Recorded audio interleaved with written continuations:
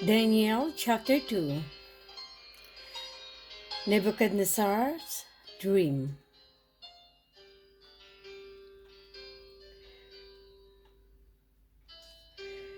Daniel 2 verse 1. And in the second year of the reign of Nebuchadnezzar, Nebuchadnezzar dreamed dreams, wherewith his spirit was troubled and his sleep brake from him. Before we enter into this chapter, it will do us well to quickly look at a few things.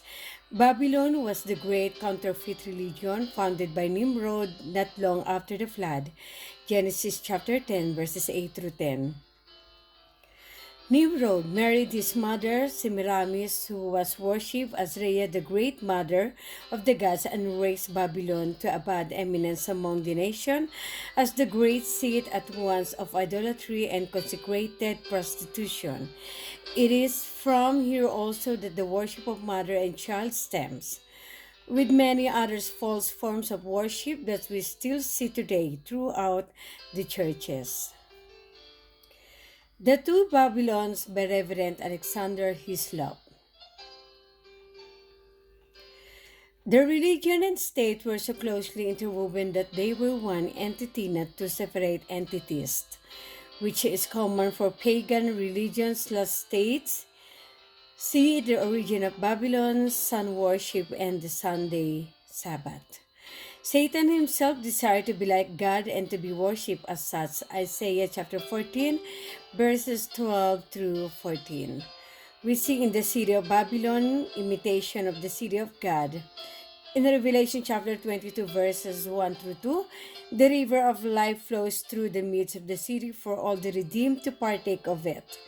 In the city of Babylon, Satan's bride, we see a river running through the midst to give life to the inhabitants. Babylon trusted in their educational system rather than the God of heaven. Isaiah 47 verse 10. As Lucifer trusted in his own wisdom than in God. Ezekiel 28 verse 17. There are more likenesses, but we do not have time to look at them. So it is easily seen that we are dealing with a great counterfeit religion, but we must remember that ultimately God is in control. Jeremiah chapter 27 verses 6 through 7. Nebuchadnezzar had a dream. This dream troubled him to the point of where he could no longer sleep. God speaks to each of us as he was trying to speak to Nebuchadnezzar, but we do not always hear his voice, for we push it away or crowd it out. But when deep sleep comes upon a person, it is at this time that the God of heaven can communicate to the stubborn of heart.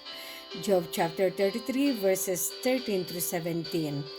This is the case with Nebuchadnezzar.